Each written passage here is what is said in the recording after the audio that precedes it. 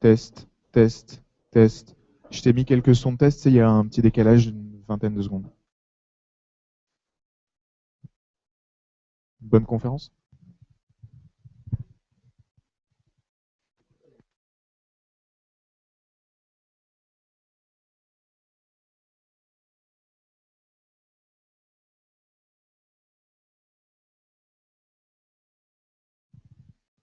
Un, deux, vous m'entendez? Bonjour à tous. Donc on va commencer maintenant. Je vais faire en anglais. So it's a great pleasure to have here with us Mr. Guy Kawasaki. So thanks so much for accepting our invitation here. So you have a group of roughly 200 students from many schools. A few words to thank everybody that made that possible. So the éditions Diateno, Schoolab, Numa, and all the people that help us to make it happen. It's a real honor. We used to actually I used your book when I was a student, when I was a really early stage entrepreneur. So I use it, and since 10 years for the CPI program, we used to give your books as one of the gifts at the end of the class for the students, for inspiring them and giving them the desire to become an entrepreneur. So my pleasure to welcome you here, guys. Hope you have a great time in Paris. So we planned about 1 hour for you on stage, and then some Q&A after for the students. It's live stream on YouTube and Google+. For those who wants to ask a question during the session, we'll take also some of the online session. So Guy, please welcome Guy Kawasaki.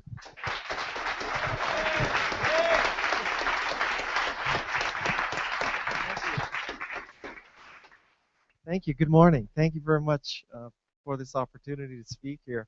I'm actually here for Le Web, and I spoke there yesterday, and I'm going to speak here today. And the rest of the time, I'm going to play in Paris. So I haven't come to Paris too many times in my life. I truly do love your city. And I happen to be, usually when I come to Paris, I'm with my wife, which is a rare occasion that I travel with my wife. And actually, last time I was here with my wife and daughter, which cost me 2 times as much as just traveling with my wife. That's a whole other story. So I'll give you a little bit of my background. I used to work for Apple. I was Apple's software evangelist. So my job was to convince people to write Macintosh software. That was the first time I worked for Apple. The second time I worked for Apple, I was Apple's chief evangelist. This was way back in 1997, 1996. I hope you guys were born then. Barely. And after that, I started a software company. After I left Apple the first time, I started a software company with some French people. It was called ACI. It had a Macintosh relational database called Fourth Dimension. And so that started my familiarity with France and Paris and French people and French programmers. After I returned to Apple the second time as chief evangelist, I left that to start a Garage.com, which is a boutique investment bank and venture capital firm. And now I'm primarily a writer and a speaker, and I also advise Motorola. So for Motorola, I work with the CEO. We just introduced a new phone in Europe called the Moto G, which is a sub $200 phone. The design goal for the Moto G is to be almost as good as an iPhone 5 at 1/3 the price. It's $200 off contract, so it's a very different price point in much of the world. And that's my background. I've written 12 books, some of which you see at the back table in French. My French publisher is here. And I will be happy to talk about those books. My latest book is a book called Ape, which is author, publisher, entrepreneur. It explains how to self-publish a book. And today's topic I chose as the top 10 mistakes of entrepreneurs. I will go over what I see as the top 10 mistakes of entrepreneurs and how to prevent them. And so I hope that if nothing else, you will not repeat the same mistakes that other entrepreneurs make. So please make different mistakes, at least. And this speech I've given, a handful of times, not that many times, and mostly to schools, in particular the Haas School of UC Berkeley. And I truly enjoy this speech. So, okay? Can I begin? Yeah? Ready to go? Okay. So first of all, I always use a top 10 format. This is because I've seen so many tech speakers in my career, and most of them suck as speakers, and they not only suck, they go long. And that's a bad combination. Tip number one for you. If you suck as a speaker, try to go short. Um, so tech speakers in general, they suck and go long. And it's not so bad if you suck and you go short.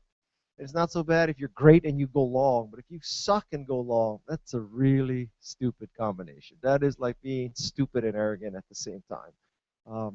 So what I do is I use a top 10 format so that in case anybody thinks I suck, they know approximately how much longer I'll suck because I have exactly 10 points in this presentation. Okay? So point number one is I meet with entrepreneurs all the time, and they create a financial forecast. And what they do is they multiply a really big number by a small number, and they get a big number. To use a classic example from Silicon Valley, let's do the analysis of this with pets.com. Okay, so this is a 10 or 15 years ago company. So pets.com, here was the thinking. There are 300 million Americans. 1 in 4 owns a dog. That's 75 million dogs. Each dog eats 2 cans of dog food per day. That's 150 million cans of dog food per day. How hard could it be for our company with our rockstar programmers to get a mere 1% of 150 million cans of dog food per day eaten in the United States? 1% of 150 million is 1.5 million. Let's say we make $1 per can. So conservatively speaking, we should be able to make, $1.5 million a day. Let's be even more conservative. Let's cut that in half. Let's say we make $750,000 a day. So you take 750,000 and you multiply by 365 because dogs eat 365 days a year. It's not like B2B. This is, this is cow to canine. I mean, it's C2C business, right? So you take 750,000 and you multiply by 365 and you get a $300 million business. Worst case, conservatively speaking, first year. So we hear this kind of forecast every day. Every day. No one ever comes in and says we have a crappy market that doesn't have a lot of upside. Everybody has a great market. And what I see done is the reasoning that I just went through. That reasoning has some bad ramifications. One ramification is typically you inflate the expectation of your investors and your employees because you're saying, how hard could it be? Conservatively speaking, we'll do $750,000 a day times 365, $250, $300 million business. That's the worst case first year revenue. Okay, the likelihood of you getting $300 million in your first year is zero. Zero. No company's ever done that. So that's number one. And number two, the offshoot of this reasoning is, well, conservatively speaking, we're going to do $300 million a year. That means we need a lot of infrastructure. We're going to need at least our site to be mirrored in 2 or 3 places because God knows if anybody comes to our site and wants to buy dog food and our dog food site is down, it'll ruin our reputation. So we need to have our site, mirrored in a couple places. We need IT staff. And if people have problems ordering dog food online, they need to have great support. So now we need to hire a customer service infrastructure so that we can answer questions in real time about buying dog food. And so what happens is you do this conservative estimate of $300 million. You figure, well, I'm going to need at least 2 or 3 locations, and I'm going to need at least 30 or 40 people to handle the hundreds of calls we're going to get in every day. And so you do this, and next thing you know, you have a monthly infrastructure costs, overhead costs of about $200,000-$300,000. So now you're spending $200,000 or $300,000 a month because you're anticipating a $300 million business of selling dog food. Of course, your rockstar programmers are at least a year late because every programmer is always a year late, right? So now you have all these customer service people, you have these IT people, you have this entire infrastructure, you have this entire overhead, and you're not selling anything because your site is not ready. Okay? So this goes on, your programmers are late, you go to your board of directors, you tell them you're late, they're not surprised because every investment they've made is late. So they kind of look the other way. They kind of laugh the first time. And then you convince them that, wow, we hired these really great customer service people. We hired these really great IT people. And we know our programmers will be on time the next time. So it would be foolish to take these world-class customer service people and these world-class IT people and get rid of them now, because in 60 days, we're going to have to hire all new people and retrain them again. So we need to sustain that investment. Well, guess what? So you keep those people, you don't lay them off, you don't lower your overhead, and then the programmers are late again.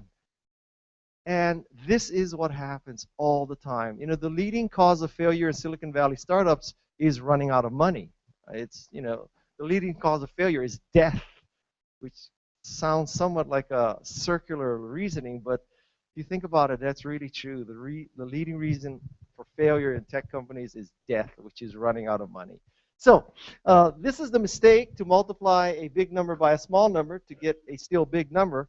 The way you fix that is you calculate from the bottom up, which means that instead of you doing 300 million Americans, 75 million dogs, 2 cans of dog food per day, total addressable market of 150 million cans of dog food per day, you do it from the bottom up. You say, okay, so how many unique people could possibly come to our website in a month of our new website, you know, easydogfood.com? And you, in your wildest hallucinations, you'd say, okay, so maybe 100,000 people will come to our website. So you take 100,000, then you say, like, of that 100,000 people, what percentage might actually buy dog food from us? So let's be conservative. Let's say it's 1%. So 1% of 100,000 people is 1,000 people. So 1,000 people actually buy dog food. The 1,000 people, let's be, again, you know, cautiously optimistic. Let's say those 1,000 people buy a case of dog food a month, right? 30 cans, 30 days. So 30 cans, 30 days. So that's 1,000 people buying one case, which is 30 cans. So it's 1,000 times 30. So that's 30,000 cans of dog food a month. 30,000 cans of dog food a month done from the bottom up is a lot less than 1.5 million cans a day times 1. Well, that is 1%. So if you took 1.5 million cans of dog food per day, multiplied it by 30, compared to 30,000 cans of dog food a month, and the reality is that you're going to be much closer to selling 30,000 cans of dog food in the month than 45 million. Trust me when I tell you this. So I think the best way you can fix this problem is always do your financial projections from the bottom up, not from the top down. Don't take a big number, total addressable market, and keep multiplying it down until you still have a big number. Start from the very bottom. How many, if you're doing a retail operation, you know, how many stores could you possibly open up? How many restaurants could you open up? How many people could come to a website? How many, if you're doing a car service, you know, how many cars could you possibly deploy on the road? Forget that, you know, the total addressable market for taxis in Paris is 2 billion euros a year. If you only got 1% of 2 billion euros, you know how big our taxi cab company would be. How many Mercedes can you lease in a month? How many drivers can you deploy in a month? Do a bottom-up analysis. That's mistake number 1 that I see all the time. Mistake number 2 is to scale too fast. This is the offshoot of mistake number 1. So we're going to have 1.5 million cans of dog food per day. We need several sites. We need 30, 50 customer service people. And companies, entrepreneurs like to hire in advance because they're so confident in their rock star programmers. They're so confident it's going to happen. And they have a lot of overhead for nothing. The solution to this is what we say in America is to eat what you kill, which is when you get the sale, then you worry about scaling to service it. Don't be so optimistic as to think we're going to do $300 million this year. We need to scale for that in advance. Let me tell you something, if you have $300 million in sales, you will figure out a way to scale. You can do it in real time. You can do it even late. but never do it early. I have never seen a company say we're going to do $300 million, we're going to staff up for $300 million business and actually achieve $300 million business, okay? So eat what you kill. Mistake number 3 is to focus on forming partnerships. I don't know the sort of linguistics here in France, but in America, lots of entrepreneurs throw the word partnership around, and what it translates to in most cases is lack of business model. So if you can't figure out a business model to make money for mutual benefit of multiple companies, you say we form a partnership. In other words, it's total bullshit, okay? Don't focus on partnerships. Partnerships are bullshit. I learned this working with Apple, because Apple would form all these partnerships with companies. And the perspective of Apple was, well, we have a weakness and you have a weakness, so maybe we can form a partnership and both hide each other's weaknesses. If you ever start thinking like that, you know you're doomed, okay? A great partnership works when two companies have great strengths. And you're not trying to cover weaknesses. You're trying to enlarge, expand, accelerate strengths. So there's a very big difference between covering weaknesses versus expanding strengths. The solution to this is to always focus on sales. My recommendation for entrepreneurs is very simple. Sales fixes everything. Seriously, sales fixes everything. Every problem you have will be fixed by sales. It's easier to recruit when you have sales. It's easier to get investment when you have sales. It's easier to get up in the morning when you have sales. Everything is fixed by sales. Now, some of you are going to say, well, what about profit? You know, can we get a little more sophisticated in reasoning? The answer to that is probably yes. But at the end of the day, man, as long as you're selling, you have cash coming in, you're in the game. And as long as you have cash coming in, you're not going to die. And as long as you're not dying, you still have a chance. When you have to deal with your investors, and you will be dealing with your investors, you know, they're on 10 different boards, and of the 10, 9 of them are below their forecasts. They're below their conservative forecasts. Okay, so you want to be the one exception that is equal or greater than the conservative forecast. If I leave you with no other message, sales fixes everything. Next problem. Next problem is to focus on the pitch. I meet so many entrepreneurs, and they're obsessed with the quality of their pitch. They want to make it this 60-slide, just, you know, work of art. And nothing could be worse than that. You know, the purpose of creating a pitch is that it's a means to an end. And the end is financing. But I give you a better means to an end. The better way to get financing is to, A, never need financing because you're bootstrapping your company. The way you bootstrap your company is you focus on the prototype. I mean, you actually ship quickly. I think today, the startup atmosphere is so different from 10 or 15 years ago. 10 or 15 years ago, you had to raise a couple $1 million. You had to buy tools. You had to buy physical space or rent physical space. You had to buy servers. You had to build co-location. You had to do all these kind of things. Okay, fast forward till today. You know, open source, every tool is free or cheap. Marketing is free or cheap. You use Twitter, Facebook, Google+, whatever it is. Use social media for your marketing. Do you have to have office space anymore? Not as much. I mean, you come into facilities like this, you share office space. You don't need to get your own office. Do you need to buy servers? Not at all, right? Everything is Rackspace or Amazon S3 or, you know, whatever French equivalent there is of that. Nobody buys a server anymore. You send $1,000 a month to Jeff Bezos and you get a terabyte in the sky. Right? So it's very, very different. So if you go down the list of all the things you need money for, do you need real estate money? No. Do you need tools money? No. Do you need marketing money? No. It takes a lot less money to start a company. So now, if it takes a lot less money to start a company, guess what? You don't need to focus on the pitch. You don't need to suck up the venture capitalists. You should think of venture capitalists as drug dealers. Okay? So drug dealers give you a temporary high. They want you to get addicted. But eventually, it's going to kill you. I'm telling you now, venture capital is like crack. You need to postpone taking crack as long as possible. Hopefully never, hopefully never take crack. Is there venture capitalists in this audience? No, not beside me. I'm reformed. So seriously, you should really try to avoid venture capital. Focus on the prototype. Get it out. Number five. Number five is in this presentation that you're working on. If I haven't dissuaded you enough, you put too many slides. In Silicon Valley, we call this an elevator pitch. And is there an elevator in this building? I know we walked up 4 floors. There isn't an elevator, right?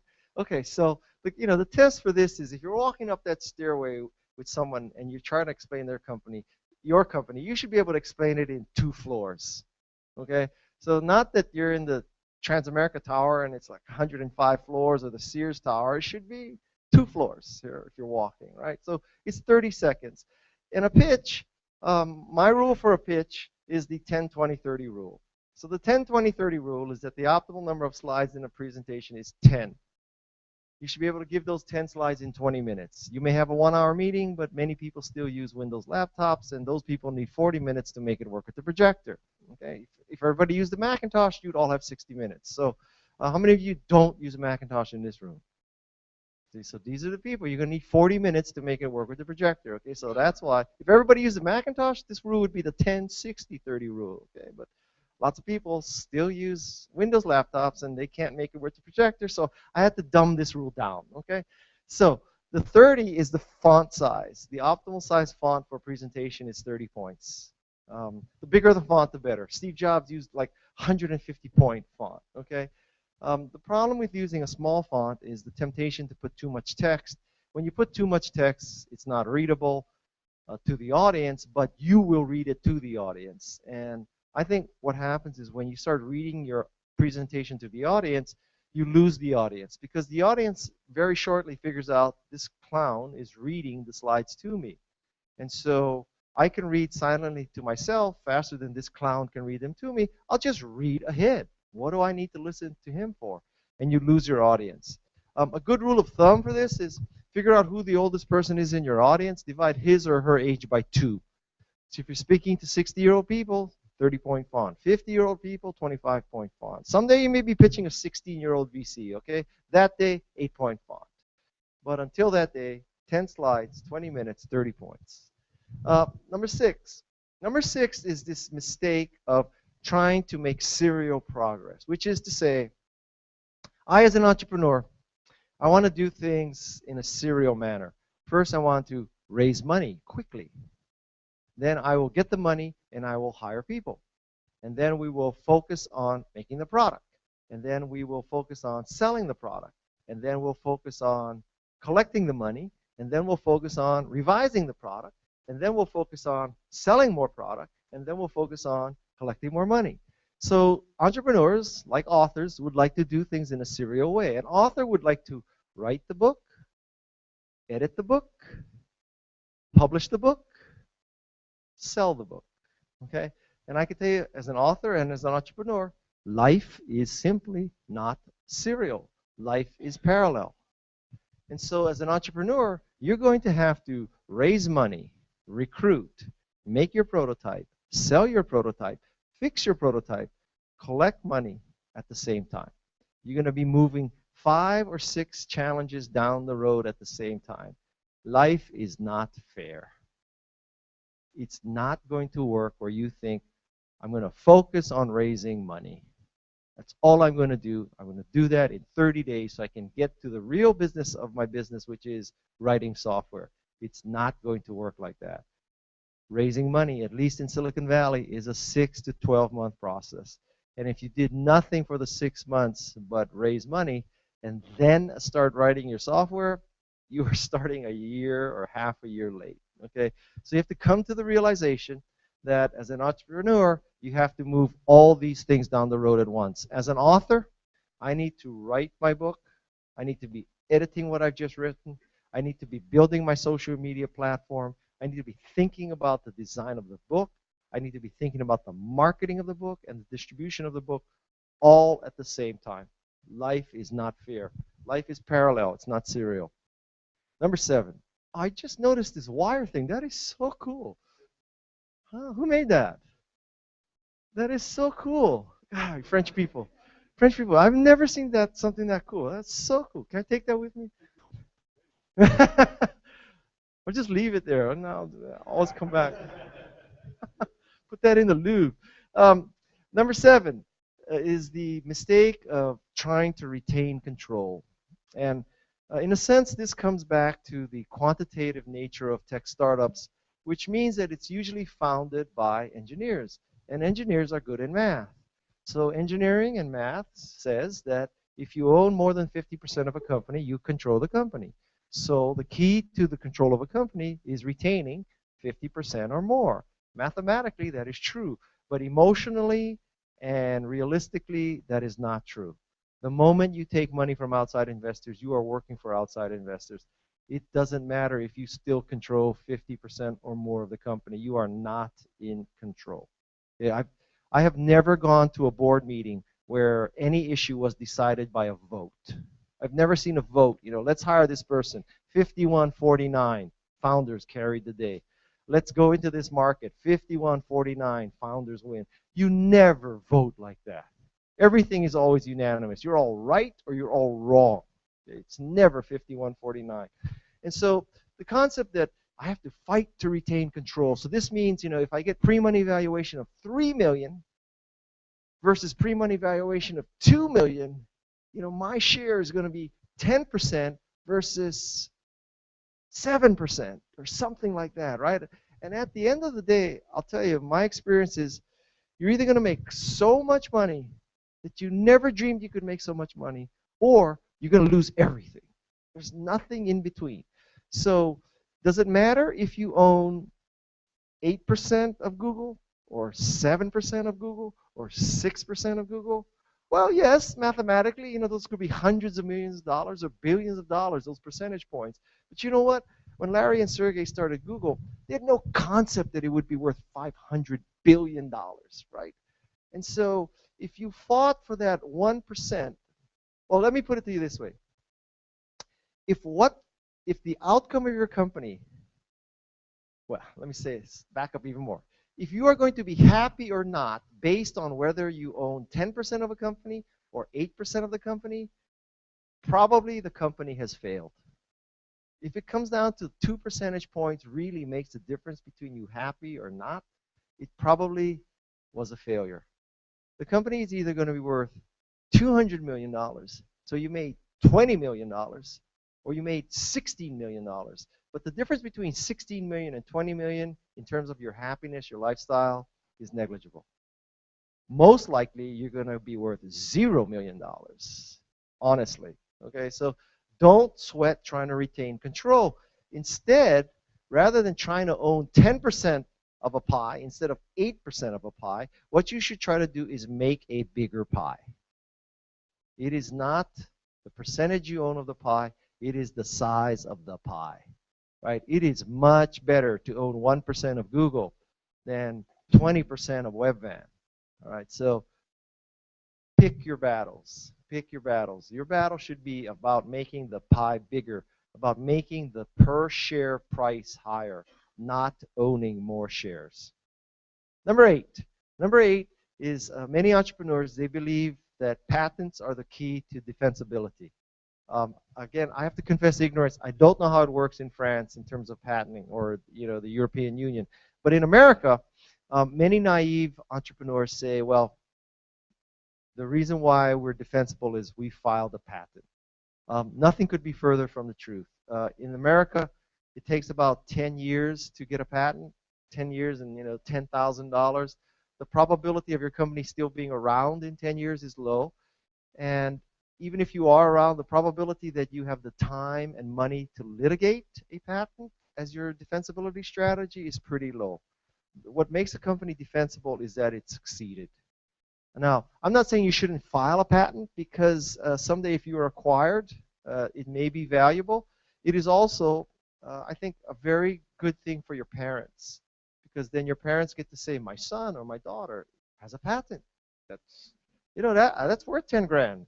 But if If you think that you're going to patent something and therefore Microsoft can't step all over you, or Google can't step all over you, or Yahoo, or Cisco, or Apple, or you're deluding yourself.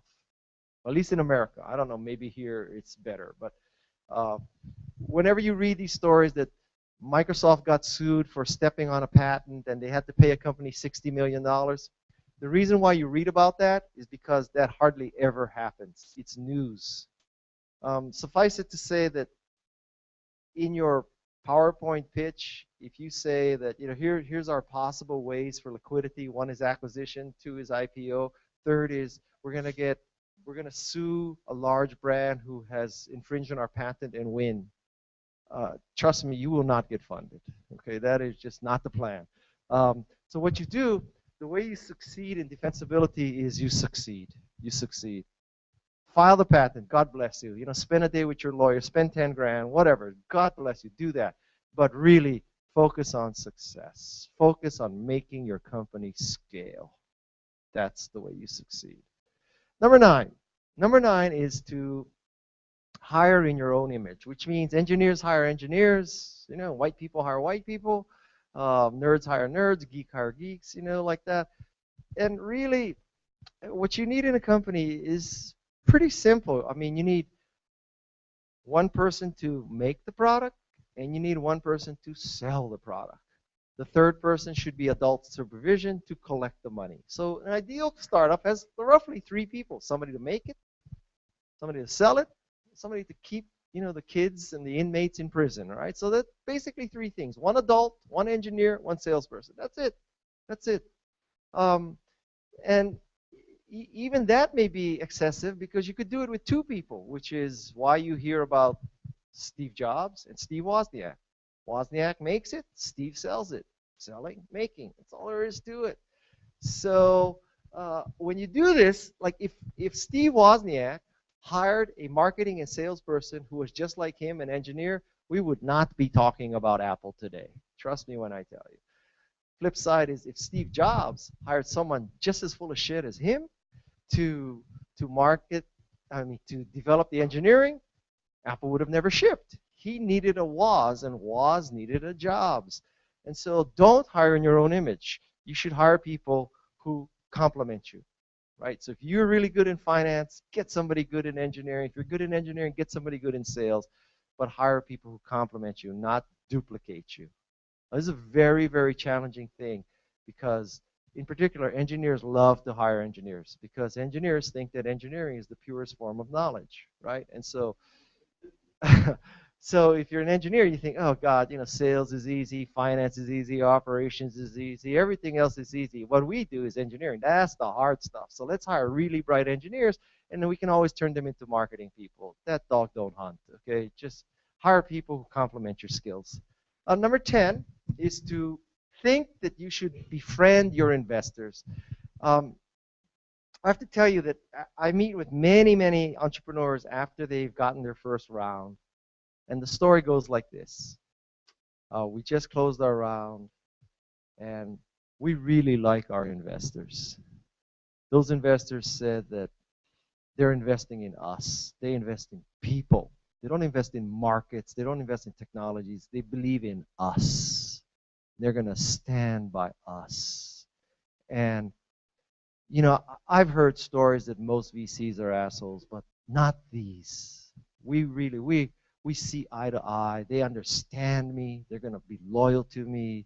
We're going to play golf together. We're going to ride in their Mercedes. We're going to go in their yachts together. They really like us, okay? You're trying to befriend your investor. That is a big mistake. Like I said, this is a crack dealer you're trying to befriend, okay? They want you to take drugs. They want you to be addicted. They want to cash out with you. So what you need to do is to maintain an arm's length transaction, and the best way to do this is to exceed expectations, going back to sales, fixes, everything. So what you like to do is have, in a sense, benign neglect. You want your investors to leave you alone. You want your investors that when you need their help, you contact them and they help you, but you don't want them looking down your throat all the time. And the way you do this is you exceed expectation. Now, there's two ways to exceed expectations. Number one, I don't know if there's, this probably does not translate, but the concept in America is called sandbagging. I don't know where the concept came from, but sandbagging means if you think you're going to do 10 million in a year, tell people you're going to do 8. Okay? Put a number out there that you are 90% sure you're going to hit. So if you think you're going to do 10, say 8. Because it is much better to do 8 having said 8 than to do 8 having said 10. Because if you said 10 and you do 8, you are a freaking failure. You came in 20% under what you said you would. If you said 8 and you do 8, you're a hero because nobody ever comes through. If you said 8 and you do 9, you are a freaking hero too. You're like, wow, this is the only company in our portfolio that forecasted 8 and came in at 9. Holy cow.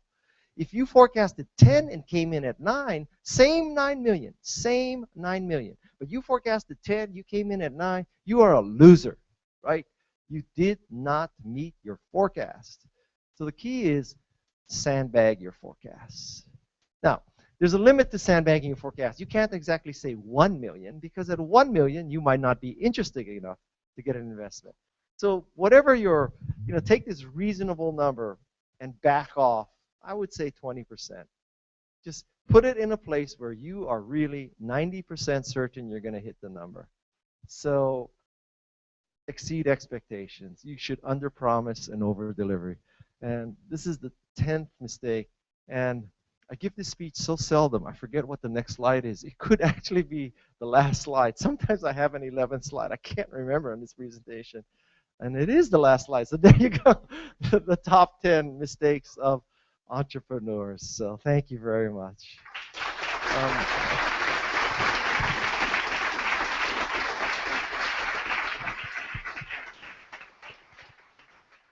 So now it's 9:45. My flight leaves Friday morning at 10 o'clock. So I have from now till Friday morning at 10 o'clock to answer questions for you. Although we're going to the Louvre tonight, right? Is tonight the Louvre night? And tomorrow, where are we going? Did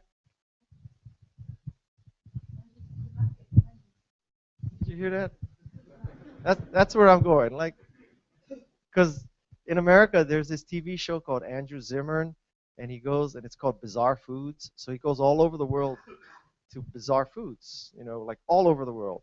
And one was about Paris, and he went to this market that opens up at 4 a.m. or something.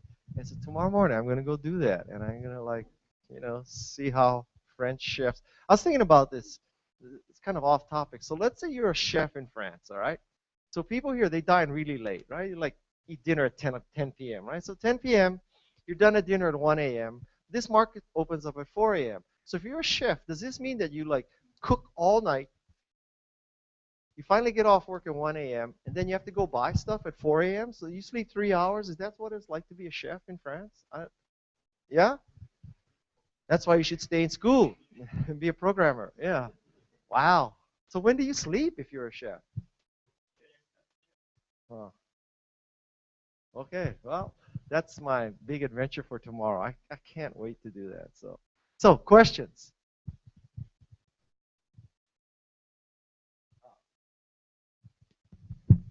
Mike. Was the first one is the hardest?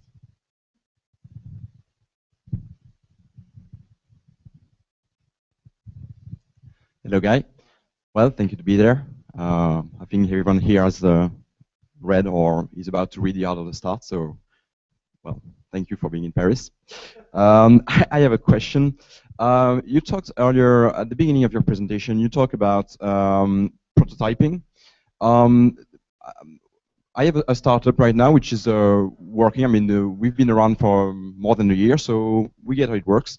And at the beginning of our startup, I think we made a mistake, but I would like to have your take on this.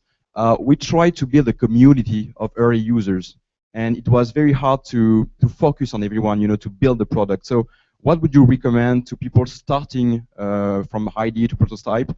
How would you recommend to handle this first stage of trying to get your first users, I don't think there's any right answer to this because a lot of it is just luck, and it's just the law of big numbers. You have to try a lot of things. So, my recommendation is that you remain flexible. So here's the kind of, this is why entrepreneurship is so hard, right? So on the one hand, I can tell you, remain flexible, pivot. When you see different needs, change your business model. On the other hand, for every time a company pivots and succeeds, I can also tell you a time where a company stayed true to its vision despite early negative signs and succeeded.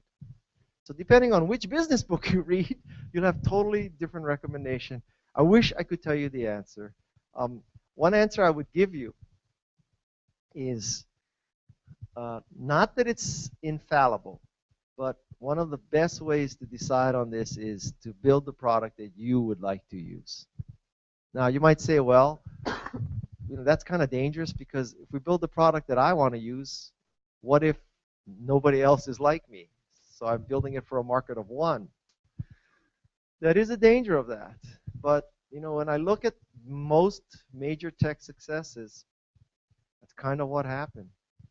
Like Wozniak was not building a computer based on a forecast from IDG or IDC or Accenture or McKinsey for personal computers. Wozniak was building a personal computer that Wozniak wanted to use.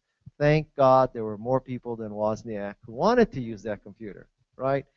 And so I think that's the richest vein. It's not infallible, but that's a rich vein. So one interesting question is, what if you start a company and you find yourself building a product that you can't stand? That's tough. That's tough, because it takes so much passion and so much reality distortion and so much denial of negativity and naysaying that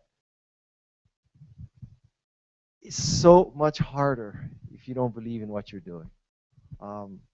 So my recommendation is you build a product that you want to use yourself, and you just hope that there are other people like you. That's the best advice I could give you.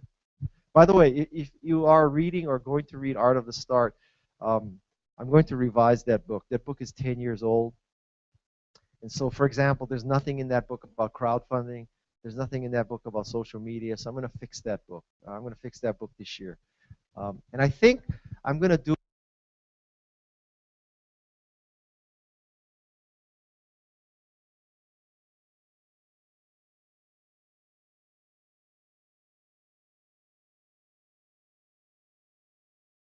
and I'll answer as if in an email personally. So I'm going to change the format. I actually, using social media, I have a website where I ask people what you would like me to cover in the revision of Art of the Start. And I sent this out to my social media channels, and I now have 600 questions in that database. So I hope a lot of them are duplicates, because it's a lot of questions to answer. But the Art of the Start is going to be revised. Yes. Thank you. Yes. Do you have any take on this? Yes. The pros, the cons, Yes. etc. I love the concept of crowdfunding. I love the concept of crowdfunding because I think it is much more accurate to gauge consumer interests via crowdfunding than via venture capital investment. That, in a sense, a venture capital investment is taken as a proxy for the possibility of the success of your company. But venture capital investment is a poor proxy, because venture capitalists are wrong, 9 times out of 10. So I think it's much more, it's much better data. If you can pre-sell an iPhone case, or I don't know, I'm using whatever. I advise a company that makes a little gizmo that you plug into your electric outlet that uses low power Bluetooth. So with your Bluetooth phone, you can control the outlet. Also, because it's low power, you pair it to your phone. So when you enter the room, you can program it so when you enter in the room, it knows you have your phone, so turn on the light. That kind of thing. So that's perfect for a Kickstarter kind of program, right? So if you were trying to convince a venture capitalist to invest in that company, it would take you 9 months. You'd have to prove why it's better than something that Belkin is doing, or it's better than something that somebody in Taiwan could knock off. But if you put it on Kickstarter, and you get 1,000 people to buy it at $50 each, that's $50,000. It's much easier to raise $50,000 that way, and it's real proof. I mean, you've really convinced people to buy it, as opposed to a rich venture capitalist who's driving around in his Mercedes playing golf 3 days a week that they should invest in it. I think it's much better data. So I love the crowdfunding concept. And I gave you this list of all the reasons why it takes a lot less money to start a company. So now, if you could raise $50,000 or $100,000, you can start a company, right? And you'll be doing it without dilution, because you're not selling equity. What you're doing is you are pre-selling your product. So it has the added benefit of real data that people are willing to buy your product. It's non-dilutive, and you don't get pain in the ass shareholders. Man, like, what's wrong with this equation? It's faster, it's easier, it's better. Now, I mean, it's not a complete solution, but and I'm not saying everybody's going to be a Pebble and raise $10 million. Okay, that's not true either. But $100,000 goes a long way for most tech startups these days. So I really love the concept of crowdfunding. Who's got the mic? Yeah. Hi guys, such an honor to have you with us this morning in Paris, and you made such an insightful presentation. Really loved it.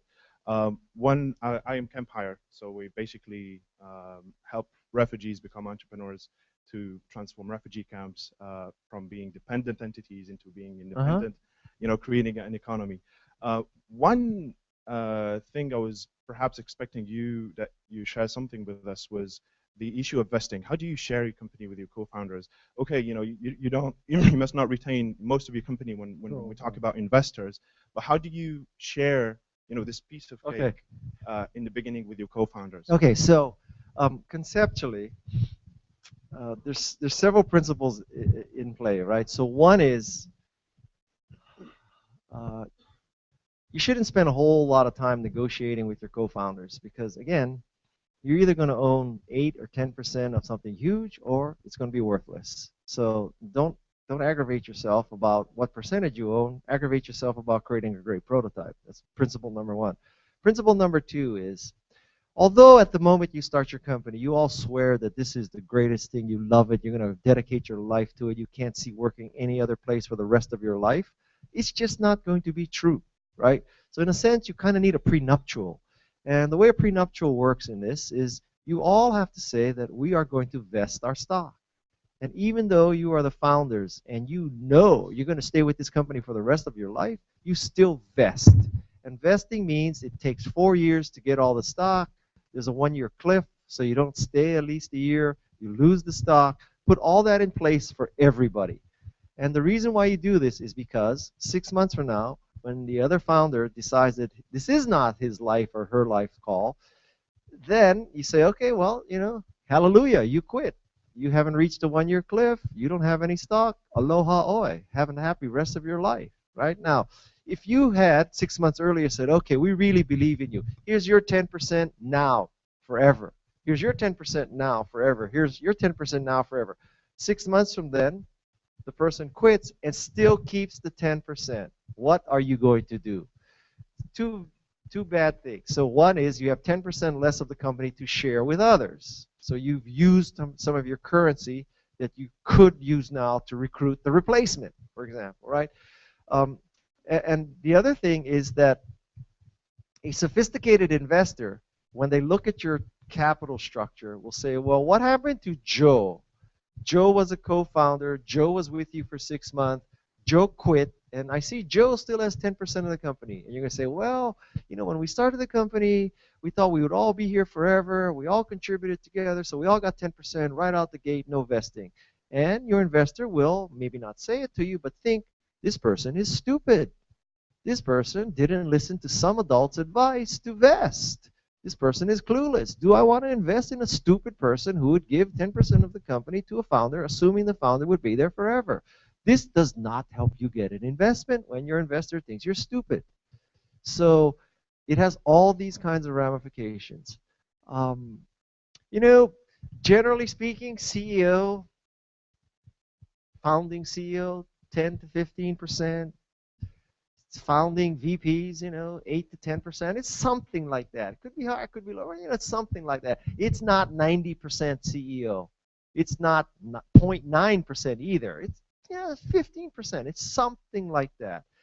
And it's kind of roughly the parameters you should be working at. Oh, one more piece of advice is don't have title inflation. Right, so you have to name a CEO. In America anyway, you have to name a CEO for legal structure. But do you have to, just because the person you were drunk with that weekend that you started the company, that doesn't make him or her CTO. Okay? Because someday you may have to hire a real adult to be CTO, or you may have to hire a real adult to be VP of engineering. So don't throw those titles around so loosely. Just because you got drunk with that person on the weekend and you're CEO, that doesn't mean, well, you got to make him happy too. He should be CTO or CMO or CFO or CIO or C whatever. You should throw these titles around very, very carefully, because if you are two guys in a garage, two gals in a garage, and you're CEO for the legal work. And so now he's, God, I'm CEO, and we were drunk together that weekend when we thought of this idea to sell dog food online. So, since he's the programmer and I'm the sales guy and I'm the CEO, I'm going to make him the CTO, right? Then God forbid you're actually successful, and now you say, my drunken buddy from that night where we decided to start this pets.com, he ain't that great a programmer. He's never written a program in his life. He's never really finished a website in his life. He was in Intro to PHP when I met him, and we got drunk, right? So now, but I've already named this loser CTO. So now, what do I tell the adult who really understands PHP program? What do I call him? Chief technical officer, super chief technical officer. What? I'm at the top of title inflation already. So. Take it easy with the titles also, not just the equity. What else? Good morning. I'm the founder of startup that is now featured on Kickstarter. So we are on the staff picks, but I know it's not going to be a pebble because first it's in food industry, and second it's we don't have enough traffic, I think. But my question was about pre-money valuation. Yeah. How can we like the sales you're making on Kickstarter? How can you use it with your investor, where like for pitching angels and other VCs? Thank you. Are you all MBAs or getting MBAs? How many of you have an MBA? Because I won't offend that many people. I have an MBA too. Okay. So what I tell people in America anyway. See, I have to couch these answers with what happens in America because I don't know, what happens here. But in America, pre-money valuation of a tech startup, every full-time engineer is worth roughly $500,000. Every full-time MBA, you subtract $250,000. So if you're an MBA with an engineering degree, you net out as being worth $250,000. So now people laugh at that, they think that's funny and all that, but if you look at the pre-money valuation of tech startups, it's roughly $500,000 per engineer. The pre-money valuation is a very tricky thing because it is truly a market, but it is a very inefficient market. It's not like the stock market where you can call up a broker and get a quote, right? So this is it kind of depends. I mean, it depends who's asking. If you were to get an investment from, well, in America, the two best venture capitalists are Sequoia and Kleiner Perkins, okay? So if you were to get an investment from Sequoia, and they said, we give you $2 million pre-money valuation, versus another venture capital firm that said, we'll give you $4 million pre-money valuation. Going back to the slide, you'd say, this other company, this other venture capital firm gives us twice the pre-money valuation. This means that instead of ending up with 8% of the company, I would end up with 12% of the company. Let's go with the $4 million valuation. I would argue that taking money from Sequoia or Kleiner Perkins, which has such a history of creating Cisco, Apple, YouTube, down the line, that Kleiner Perkins or Sequoia money at $2 million pre-money valuation is more valuable than, JoeSchmoVC.com at $4 million valuation. You should take the lower valuation. You should have more dilution, thinking that at the end of the day, you may have less percentage of the company, but the pie will be bigger. It's all about the size of the pie, not how much of the pie you own. And so there's so many factors going on in pre-money valuation. The trick is try to never be the first person to name a number. Like, ask the venture capitalist, "Oh, what do you think it's worth?" And then they'll say, "Well, what do you think it's worth?" And just try to just keep, well, we looked at the comparables in America, and a similar company got $4 million pre-money valuation. I mean, if you can just, it's got to be something like that. It really is. It is a very tricky negotiation. But for sure, in your written document, your PowerPoint pitch, never put a number. Because no matter what number you put, it's either going to be so high, they're going to think you're stupid, or it's so low, they're going to think you're stupid. The odds of hitting it, they hit that number just right. That's exactly what I thought this company would be worth, is 0. Okay, it's 0. So don't put a number out. Try to find comparables. But there's like so many levels of trickiness here. So if you find comparables, then you don't want to find a comparable that's too close to you, because then you're saying, oh, look, there's a lot of competition. Somebody does the same thing as us exists, and this. So that's why it's just better to do Kickstarter and not deal with venture capitalists. You don't have to do all these mind games. It really is. What else? Hi, Guy. To keep on what you were saying about crowdfunding, which is a very good equation and something like a very exciting concept, I'm still wondering, is it really possible, according to you, to build a sexy brand with crowdfunding? I think that, well, the underlying question you have is, can you build a sexy brand without millions of dollars of venture capital? Yes, right? and the answer is also yes. by using means of communication, which is the same for a lot of people, I mean, it's not very personal. So the answer is yes. That I think in marketing, too much money is worse than too little. And so I think the key to a brand is a great product. It's not how much money you raise. And in fact, the more money you raise, the worse you'll probably do. I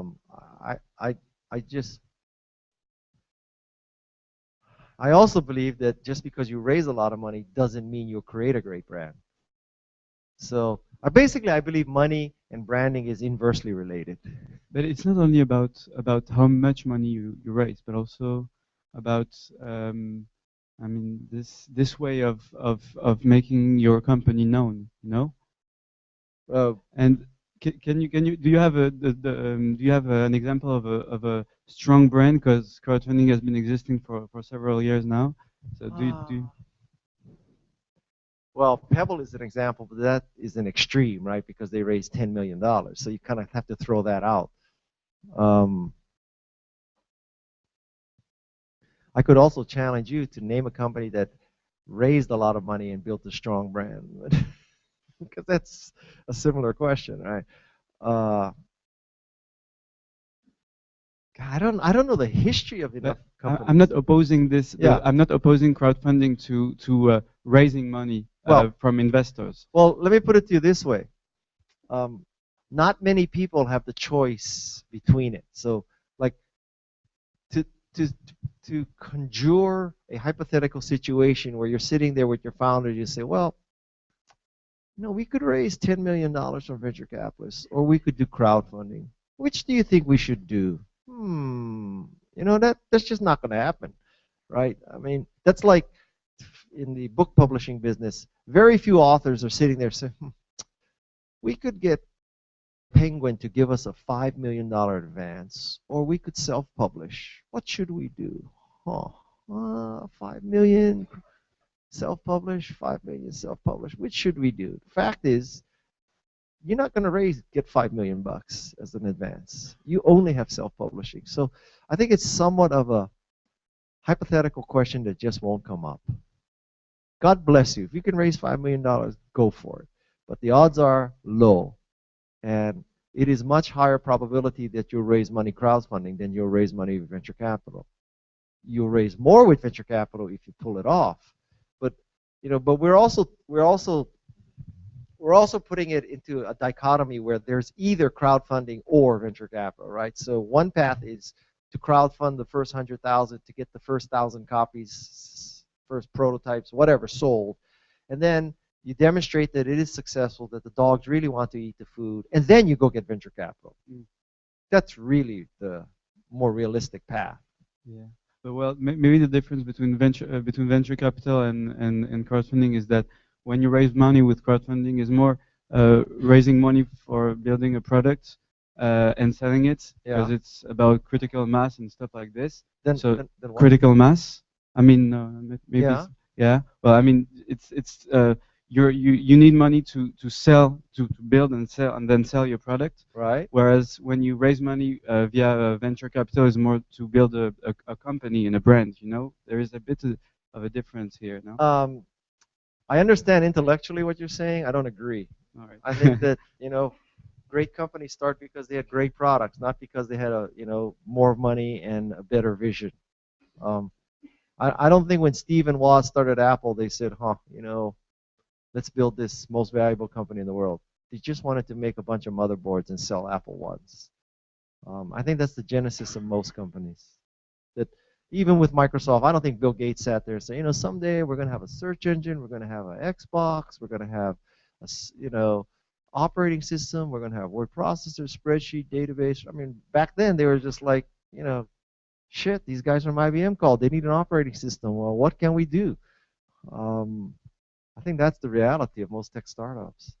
Now, after the fact, God bless you. If you're the next Bill Gates, tell your story. Say that, even in 2013, you had this grand vision of, creating this company bigger than Facebook and bigger than Google and bigger than Microsoft. And it started, in like December 2013. If you get to that point, hallelujah, you can lie, you can distort reality, you can change history, you can do all that kind of stuff. But like for right now, just build a freaking prototype, okay? We'll figure out reinventing the story later. Okay? What else? Hi, I'm Pierre. I have a question. Do you think that the bootstrap model is biased towards web companies? Does the bootstrap model apply to web companies? Well, the model that you need to bootstrap your product first, do you think it's biased towards building web companies or apps? Absolutely. I mean, I have a hard time coming up with. Well, I think the bootstrap model doesn't apply to biotech, right? You think that's a problem? If you're going to cure cancer, you're going to need $200 million. Let's face it, right? So you can't like bootstrap and say, oh, we're going to get some spare centrifuges and we're going to find this miracle thing and we're going to go to Brazil and kill some butterflies, squeeze their intestines out and find a cure for cancer. And we're going to bootstrap that. I don't see that happening. And we're going to skip phase 1 because we're going to crowdsource phase 1 testing, right? So I don't see that. But I think for almost every other kind of company, bootstrapping is the way to go. I mean, like this, in a sense, I'm a crack dealer telling you stay off crack. I'm a venture capitalist telling you postpone venture capital, postpone it forever if you can. Not that they're all bad people, just most of them are bad. But don't do it. I mean, and if you're going to do it when you are strong. That when you're saying, for me, the best situation is you come to a venture capitalist and you say, so me and my buddy, working on the weekends, after school, whatever, we created this product that we wanted to use. We created this website that we wanted to use. And lo and behold, we opened it up, and to our utter amazement, hundreds of people started signing up. And then thousands of people started signing up. And then, so first we had on this little server, you know, little French version of Rackspace, and pretty soon they called us up and they said, you know, you're like 50% of our traffic. You know, one company's 50% of it. We cannot handle you anymore, right? So now we had to go to Amazon, and then we're like, you know, Amazon now, our bills at Amazon are $10,000 a month. We get like 10 terabytes of data coming in every month, and then one day my buddy, my partner said, huh, why don't we stick a little thing that says on our website that says, click here to advertise. And we said, okay, why not? You know, hardly anybody's going to do that. So the next day we come to work and like 500 emails from people who want to advertise. And like, we don't know how to handle that. So we need money to hire people who can do biz dev. And we need somebody who can like understand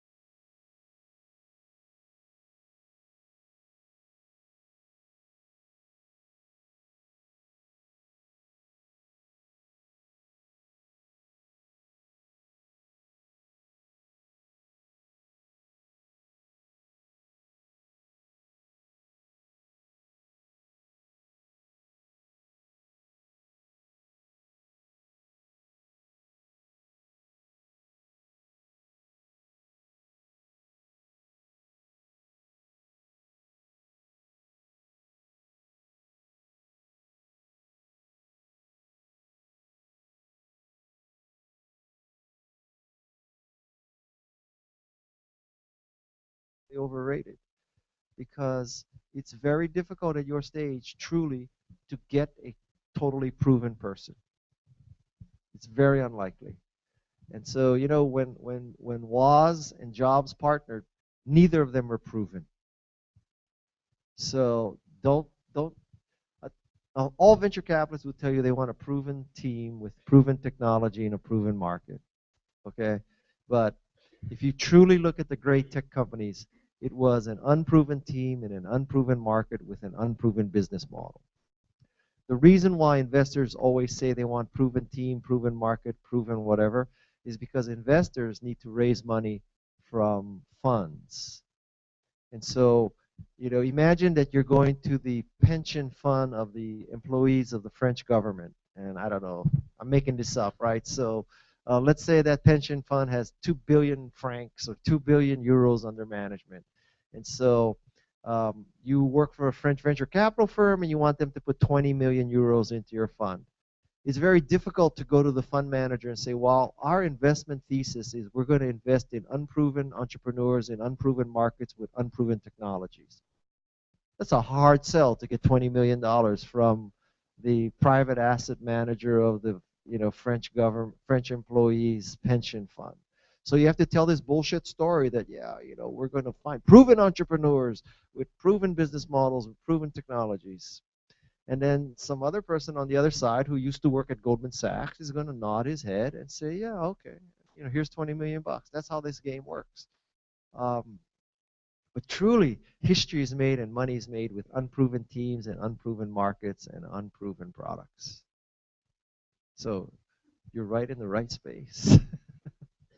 What else?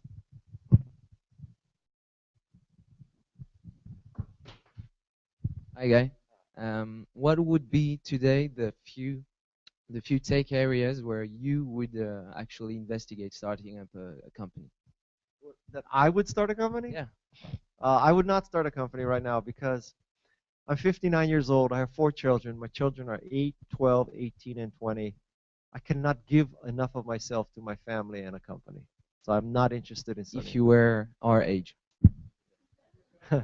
That's a big if. If I were at your age and I knew what I know now, which is already an impossible situation, I would just work for companies that I fell in love with what they're doing. I wouldn't be rational. I wouldn't be like, I mean,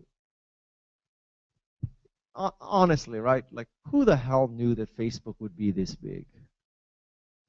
Like, yeah, you can reinvent it, and Zuckerberg can say, yeah, I had this vision for how people wanted to communicate and socialize, but let's just say he's like a dysfunctional guy who couldn't get dates, and he created Facebook, right? That's the real story of Facebook.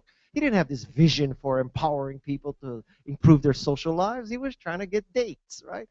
And so that's what I would do. I would just, and knowing that over the course of your career, it used to be that you go to work for, I don't know, Societe Generale and for 50 years, and then they give you a watch when you retire, right? But that ain't true anymore, right? So now, so if you're 25, by the time you're 60, you probably will work for 10 or 15 companies. You're not going to work for one company. So what the hell? How wrong could you be? I could build the case if you went to work for a startup and it's the next Google, hallelujah. You're going to be so rich. I could build a case if you work for a company that totally failed, you would probably learn more from the failure than if you happen to step into the next Google. One of the downsides of going to work for the next Google is it'll be very difficult to separate whether you caused the success of this company or you were just dumb shit lucky. Probably you were dumb shit lucky. But, I don't think most people who are early employees of Google, they're looking at themselves saying, God, I am just dumb shit lucky. I'm so rich now. They're always looking like, I caused the success of Google. So, I think you can pretty much chill out and just do what you love, man. Do you have a mortgage right now? No, right? Do you even own a car? No. You have kids? No, right? So, what the hell? I mean, Now's the time to screw up, man. I mean, when you're my age, you cannot screw up anymore. I got 4 freaking mouths to feed every day, right? 3 of them are in private school. 1 is in college. I spend on education a year. Life is unfair. Yeah, well, life isn't fair. I spend on education probably $140,000 a year for all my kids. That's the odds of that's a lot of books. I need you guys to buy books. Okay, right after this, I want you all to buy books. Right, right. Um, but I'm not trying to make you feel sorry for me, right? I'm just telling you that I have I have a different perspective now. Just in terms of sectors, what do you think Well, the best innovation okay, would just come let me provide an analysis of what just happened. How old are you? 28. Okay, so you're a 28-year-old person, and you're asking a 59-year-old person with 4 kids what sector I think is important. Can you see where I'm going with this? You are asking the wrong person. Well, what if I told you it's enterprise software for shrimp farming? I see that as a huge market. You know, there's like shrimp farming, it's ecological, it's a high source of protein, much more efficient. They don't emit methane gas like cows, so it's not contributing to global warming. If you just go to 1% of the shrimp farming software market, do you know how significant that would be? Well, you're thinking, I don't give a shit about shrimp. I don't like shrimp, so don't do shrimp. Um, so I think I don't mean to blow you off or anything, but a 28-year-old kid should not be asking a 59-year-old man what's going to be hot. I have no freaking clue. I want to know what you think is going to be hot. Like did I think Vine was going to be hot? No. Did I think Snapchat would be hot? No. Twitter? No. I don't have no clue. So why are you asking me? I mean, you're impugning your own intelligence. You should be telling me, not asking me. So does that answer your question? Yeah, yeah, but I don't want to buy your book anymore.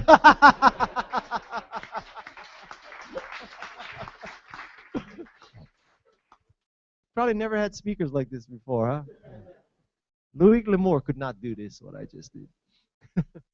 What else? I don't want to turn you all off to entrepreneurship, but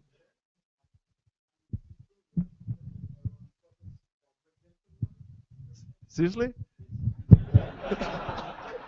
Really? If you, if you get 1% of the breakdancers. And I saw one day you post because I follow you on Facebook and social networks, and I saw you post. I don't remember if really it was you. Yeah, really. I can really, guarantee you it wasn't me. But you post a video on 8 years old kid doing breakdance. Yeah. And yes. Yeah. It was you. Yeah. And I like to see the what other people which are not in the community, or maybe you are. No.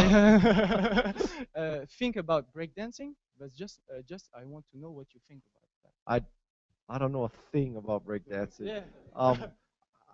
Like my social media platform strategy is I find interesting stuff and I post it. And it could be breakdancing today. It could be, if I find a great video about this market that I'm going to tomorrow morning at 4 a.m., I would post that too. So I don't have anything against breakdancing, but I'm just looking for interesting stuff. My strategy with social media is to find the most interesting stuff I can so that people reshare, retweet, repost what I do so that I get broader exposure to more people so I get more followers. I'm always trying to get more followers. You know how social media experts say you shouldn't worry about the quantity of followers, you should worry about the quality of your followers and the engagement? I think it's total bullshit. I want as many followers as I can. Okay, so there's only 2 kinds of people in social media: those people who want more followers and those people who are lying. Okay, but so so you're just saying that it was interesting. Yeah. Yes. That's what I'm saying. Okay. Yeah.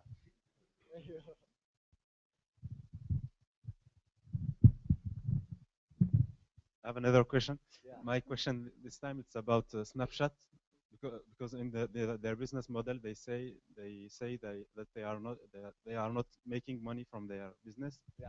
So how did they raise money from investors, and how the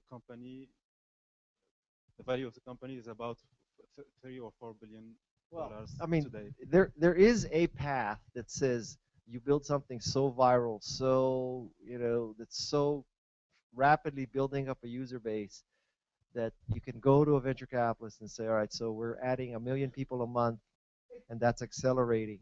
And a venture capitalist will say, so we forecast that you'll have 75 million members by the end of year one. We'll figure out a way to monetize 75 million people. So that is one path. That is a high risk strategy though, because if you don't deliver 75 million users, you're not interesting, right?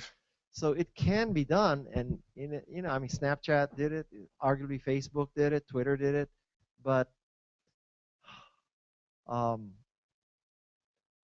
the other path, well, I guess one lesson is there is no single path to success, right? So another path is that you bootstrap, you charge people for it, you have a freemium model, whatever. You have nowhere close to 75 million users, but you have 250,000 people who are paying you $10 a month. It's not a bad model either, right? That's very different from Snapchat. So the message here is that there's no single path. There is no right or wrong. There's only what works for you and what doesn't work for you. Everything I said today, you could do the opposite, succeed. Hallelujah. I hope you do. I'm just telling you what I think. And I hope you prove me wrong. Nothing would make me happier than you prove me wrong. So, what else? Hi. Regarding viral social media and website, what would be impressive numbers after 6 or 1 year on be around for a social media platform? For social media platform, social media and content. Yeah, after 1 year. After 6 and 1 year.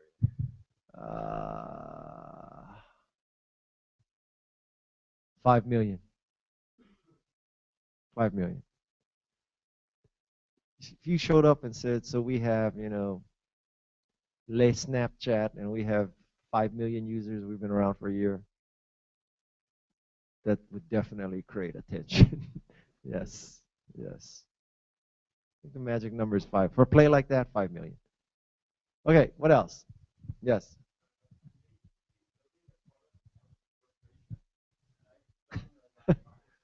Yeah.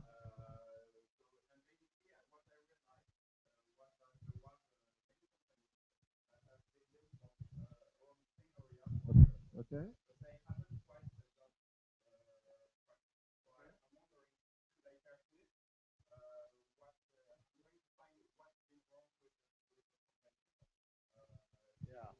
Well, this is a very hard question to answer because, well, first of all, I'm not your psychiatrist. I don't know the answer. I mean, I could build the case that if multiple companies are doing the same thing, none of which have been successful, the market is telling you something. I could also build the case that you should gut it out because, you might be the right one. There's no way to tell. This is something Silicon Valley is very good at doing, which is after the fact, we know how to declare success. Really. And if you ask a venture capitalist, why did you invest in this deal? And the deal was successful. I mean, there was liquidity. Okay, I will take an extreme example. So let's suppose that you invested in Twitter. Okay. So now after the fact, you say, of course I knew Twitter was going to be successful. Social media was on the rise. People needed a quick way to communicate. They wanted a way to democratize information. I looked at the team. This team had already worked together in a previous company. They understood the technology issues. Of course, Twitter was a success. It's because of my insights into the market, into human behavior, into picking teams, into establishing business models. I knew that brands would want to have promoted tweets at the top of people's feeds. Okay? If Twitter failed, the same person would have said, my partners did that deal. I told them not to do that deal. I told them there was already text messaging, there was IRC. Why would you invest in a dumbass idea like Twitter? Okay. That's how it is in Silicon Valley. So the thing is, it's very difficult at the time you need to invest in Twitter to figure out, 10 years from now, am I going to be telling story A about how I knew this would be successful, or am I going to be telling story B where I'm blaming my partners in my firm who did this dumbass deal, not me? Because the same people who invested in Twitter and Facebook and Cisco and Yahoo and Apple also invested in Webvan. Like today, okay, have you heard of Webvan? Okay, so Webvan is this company started in Silicon Valley. Their vision was people were so busy, they didn't want to get in their cars, they didn't want to drive to Safeway to buy groceries. So you would go online to Webvan, you'd say, I want broccoli, I want celery, I want some tomato sauce, I want some, caviar, I want some, I don't know, cheese. And then the automatically picks in this factory, goes into a van. The van is optimized for delivery, and it drops it off at your house for $5, handling charge. All right, so nobody has to go to Safeway anymore. About $400 million was invested in that company. It had a proven team. Louis Borders, the founder of Borders Bookstore, truly understands retailing, right? Started Borders Bookstore. Proven team, proven market. Everybody's buying broccoli. Like everybody has to eat. Everybody, you can get. This is even better than dog food. Only 1 out of 4 Americans own a dog, but everybody eats food, so everybody goes to a market. So it's 100% market share, total addressable market, 300 million people, man. How hard could this be? And they eat every day. This is not B2B. This is, C2C kind of business, right? So $400 million goes into that business, and it is totally gone because apparently people don't want to spend $5 to get broccoli delivered to their house. But, we could be sitting here today.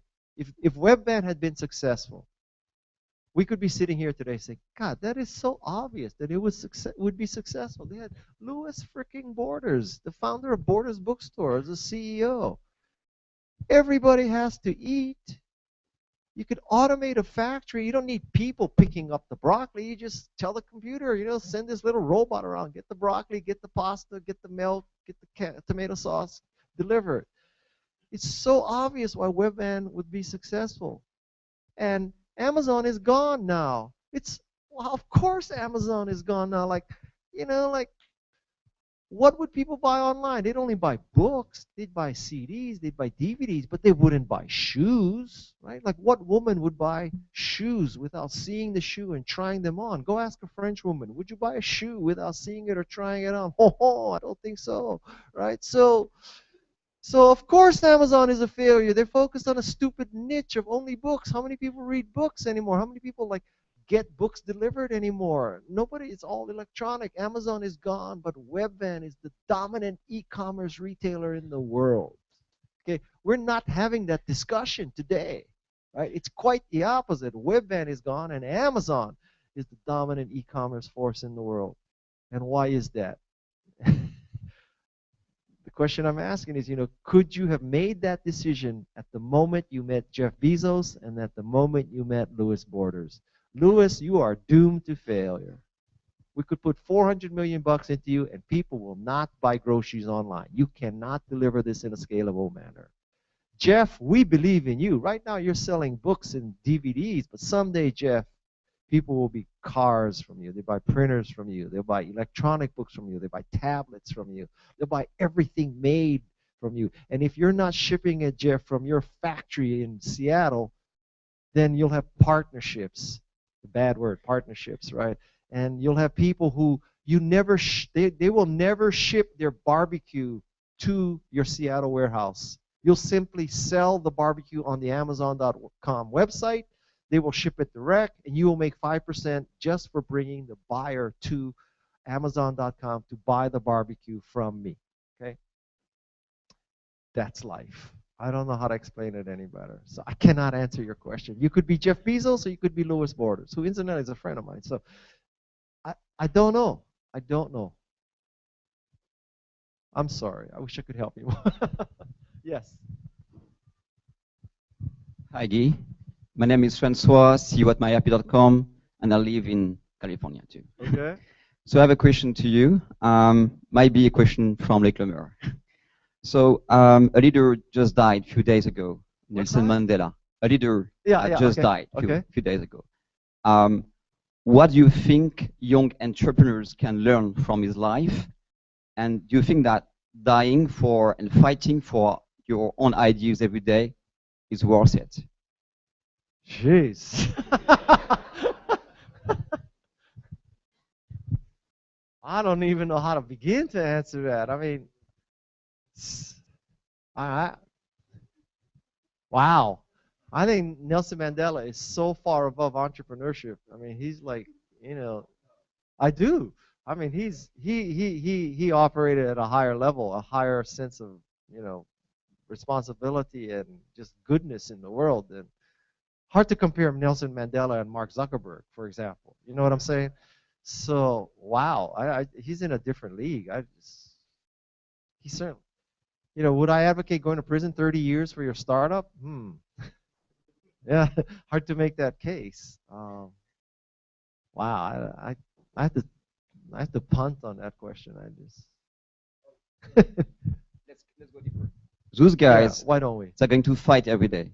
They don't have any money in their bank account. Their wife going to tell them, stop doing a startup, work for a great company in France. You know, in France, kind of, don't do your startup, just work for a big company. So they're fighting every day. Okay, they don't go to jail, but it's hard for them. So it's kind of hard anyway, even if it's not like going to jail. That's just the point. And so what's the question? So don't you think that we can learn something from Nelson Mandela life? That was my question for entrepreneurs every day. But if you don't think so, that's fine. Well, you know, certainly it's hard to point to an example of an entrepreneur who succeeded without persevering, right? I mean, you know, like Steve got fired from Apple, right? And, you know, Next failed. So I don't know of many people who just, you know, everything they did was successful and they took off like a rocket. It's just, after the fact, you can sort of position yourself that way, that you did everything right in your career. But I think that's hardly ever the case. So it is, you know, perseverance counts for a great deal in entrepreneurship. Okay. What else? Got a lot of questions in this audience. I can never. Hi, guy. 1 hour Q&A. Yeah. I'm Monica. I live in California. Did UCSC and right now finishing SEC. When I got back to France, it was kind of hard to readapt here. And last year, you were here maybe with Microsoft BizPark.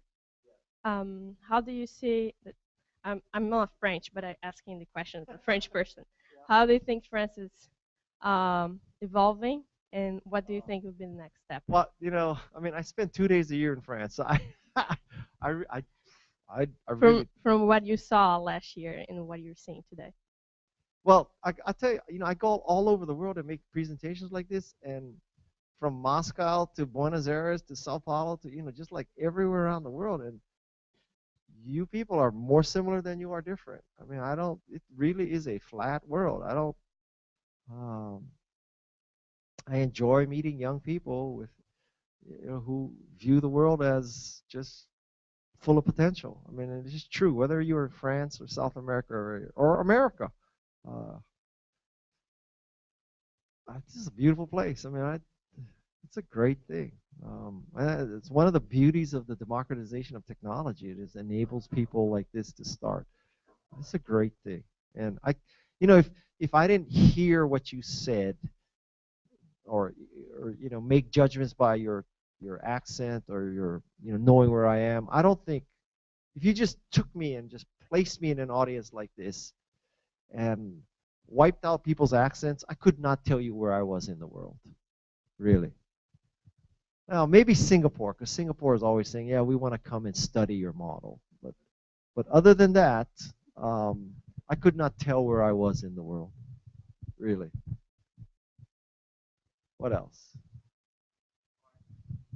This is a little bit linked to the previous question, but suppose you're in a city like Paris, in a country like France, you want to foster entrepreneurial success, like in Silicon Valley. Yeah.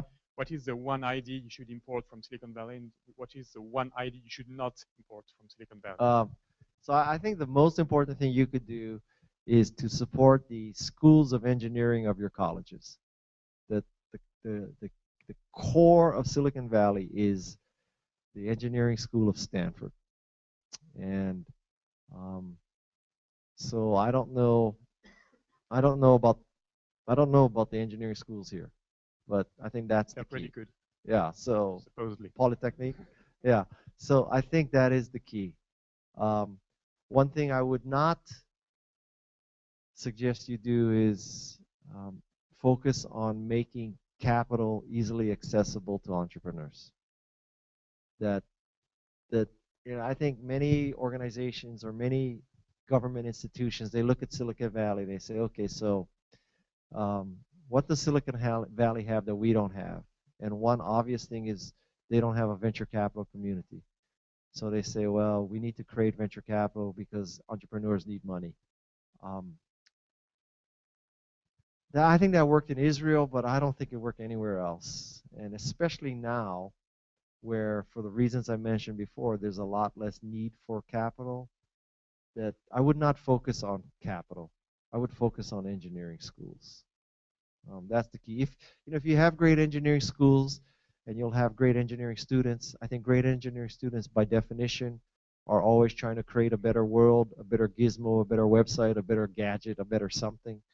So if you have great engineering schools that create great engineering students who create great ideas, the venture capitalists will come. They will come. Because the one thing you can depend about venture capitalists is that they are greedy. So when they see opportunity, they will come. You don't have to make them come. So that would be my advice.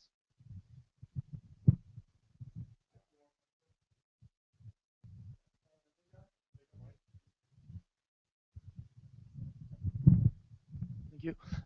One question. I'm currently launching a B2C learning platform. I'm a biz guy, and I'm the only the unique founder in the company who asking web agency to develop it. In a let's say short or middle term, is it possible to continue with a web agency? You think we have to hire a CTO or even find a CTO as a co-founder, or is there like a huge difference for you in the industry things? This is it's a hard question to answer. I mean, truly, it depends on the core value of your company, right? So there are companies where you literally are inventing things. I mean, you literally are inventing algorithms. You're inventing ways that your core competency has to be technology. There are other companies that the core competency is marketing or sales or other things like that. So it would just so truly depend on your particular situation. I don't think I can answer that question either. I mean, it's hard to say. It's hard to imagine that over the long run you can outsource your CTO though. And even if the company is more focused on e-learning, so like education, but since it's a pure web company, the CTO, like the I don't know. gotta be inside. I just think that to truly do that in a revolutionary, innovative way, you're going to need a CTO who lives and breathes and dies your company. I don't.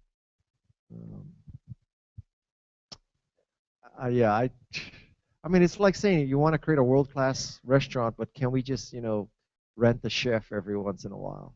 I don't think so. And is there such a huge difference between hiring a CTO and having a CTO as a co-founder? Not really. I mean, it's not always the case that a co-founder is a CTO.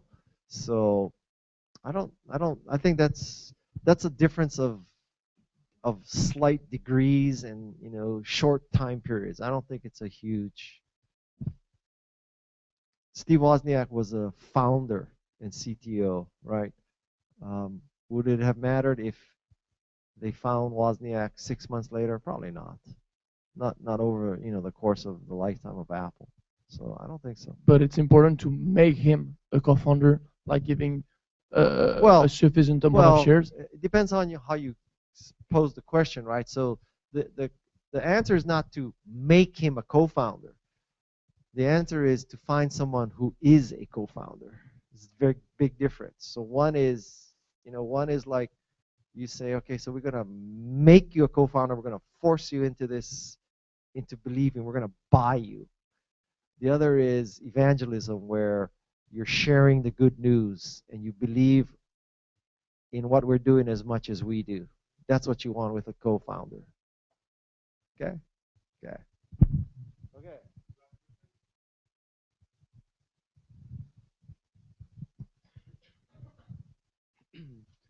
Hi, guy.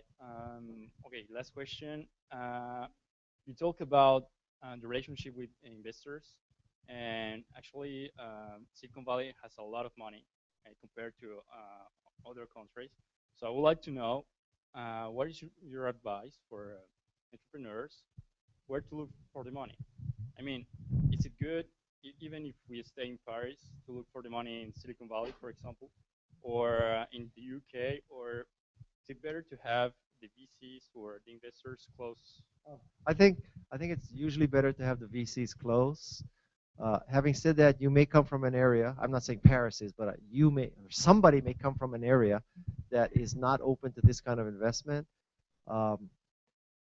It would be very hard to get a Silicon Valley investor interested in a French company because it is 12 hours away, 9 time zones. I have no idea about the corporate finance laws of France. I don't know if you can offer options or not. I don't know if there's an IPO market here or not. I don't know if there is an IPO market, how does tax work? I mean, there's so many things.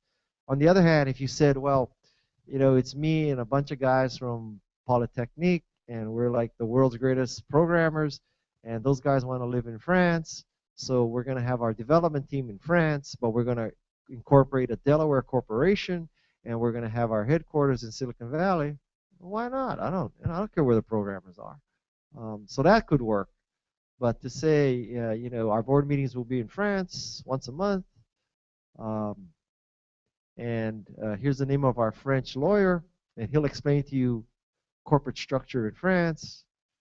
Well, that's just, you're putting a lot of speed bumps in front of people that way. So, yeah. I have one more thing to tell you.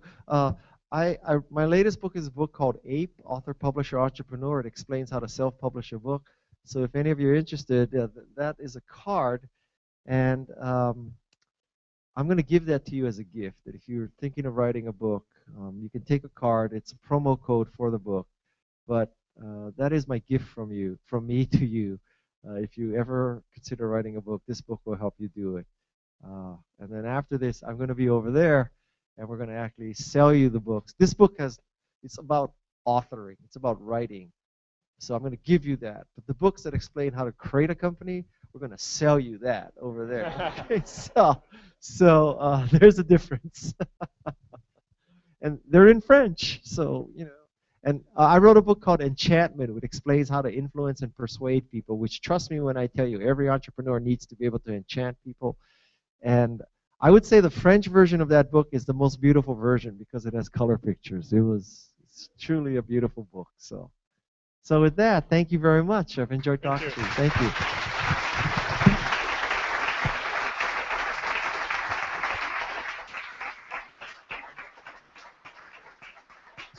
Thanks. Thank you, Guy, for the time with us. So a few things before leaving. As you know, talking about gift, we said that, among those who share on Twitter, the hashtag Paris Loves Guy, 10 of you are actually going to win some books. So this is like the Twitter. Hopefully you're all followers of Guy, because if not, he's going to be disappointed. So there's a book that you can pick if you're one of those. So it's offered by Diateno, the Maison d'édition. And one last thing, Guy. So we try to do something like learning from what you said by the art of the start, enchantment. I'm going into this, don't worry. Everything is handled. So we try to think what could be a nice gift and a good memory from the time we spend with us, because we all remember the time we spend. You travel all over. So we're going to make a little something. Maybe you can keep a souvenir. So we try to do a quick prototype, and so that you can keep it partially. Actually, this guy, he has a company called lafabriquealettres.com. So basically, they can create any letter, any forms. Yeah. So that's the G. You may get an idea where we're leading, where we're heading.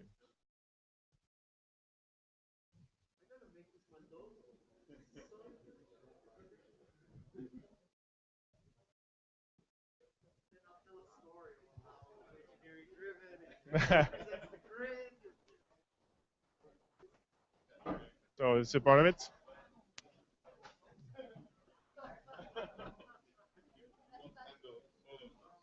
So we take a pick. So.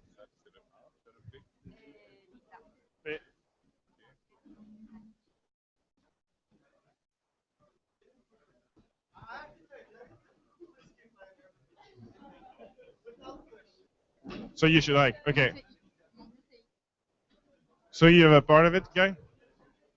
Faut que tu l'attrapes tous les temps. Allez, où